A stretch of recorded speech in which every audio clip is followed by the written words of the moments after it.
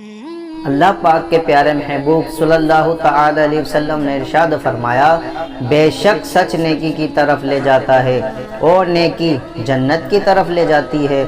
اور بے شک آدمی سچ بولتا رہتا ہے یہاں تک کہ وہ اللہ پاک کے ہاں بہت بڑا سچا لکھ دیا جاتا ہے، اور بے شک جھوٹ گناہ کی طرف لے جاتا ہے اور گناہ جہنم کی طرف لے جاتا ہے، اور بے شک آدمی جھوٹ بولتا رہتا ہے یہاں تک کہ وہ اللہ پاک کے ہاں بہت بڑا جھوٹا لکھ دیا جاتا ہے۔ پیارے اسلامی بھائیوں، ہر مسلمان پر لازم ہے کہ وہ اپنے دینی اور دنیاوی تمام معاملات میں